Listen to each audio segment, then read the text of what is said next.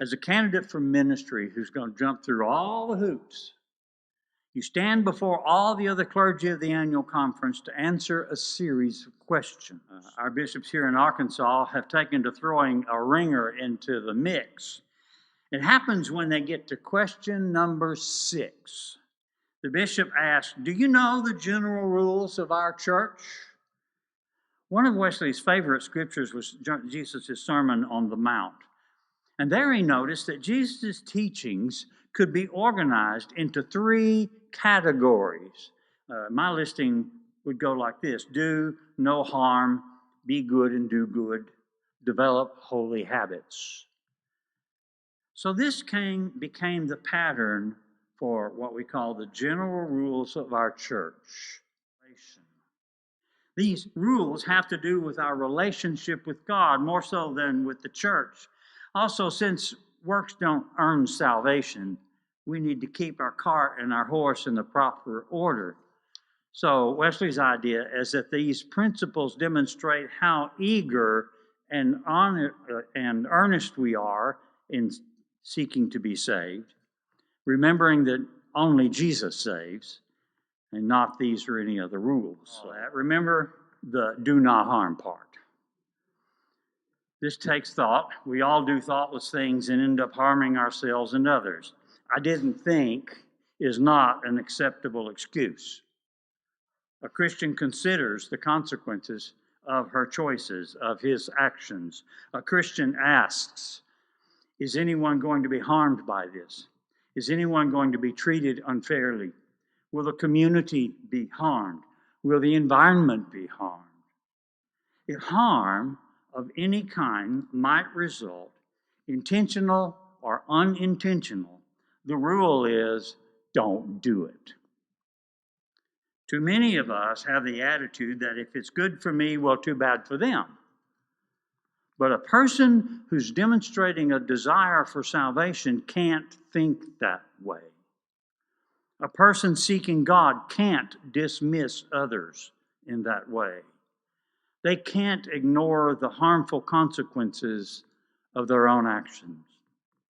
If we really are seeking God, then we must seek to live in a positive, constructive, beneficial way. Do good, the second general rule. Do as much good as you can to as many as you can in every way that you can. Doing good includes providing for the physical needs of others, food and clothing, medical care, visiting those who are sick and those who are in prison. Doing good involves responding to the spiritual needs of others, offering them counsel, providing discipline, giving comfort. Doing good involves social responsibility. Doing good involves Christian brothers and sisters mutually supporting one another. So the third rule is attend upon the ordinances of God.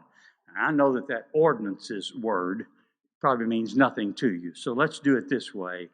Let's say develop holy habits. These habits are specifically spelled out for us in the rules.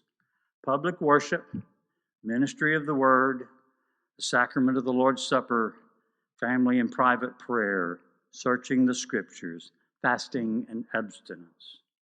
So this is simple. People desiring salvation pray. People desiring salvation read and learn the scriptures. They remember Christ in the sacraments. People desiring salvation attend a church and participate in the life of the church. When did we Methodists decide that you don't have to be in church to be a Christian? When do we decide that it's okay to skip worship for soccer or the lake or to sleep in? From the very beginning, our rule of Christian practice is that a Christian attends the ordinances of God. Worship is to be a habit. Bible study is to be a habit. The sacrament is to be a habit. Prayer is to be a habit. Holy habits. Do no harm, Do all the good you can, develop holy habits. Keeping these rules takes effort. I'm not going to say it's easy. So I'll say it again. Keeping these rules take effort. That's where the word method comes into play in Methodist. You work the plan. And so we come to question number 7. Question number 7, after asking, do you know our rules? Question number 7 says, will you keep them? But here's something you need to remember. Wesley wrote these rules for a group of lay people, not preachers. These rules were designed with you in mind. They're your rules to keep.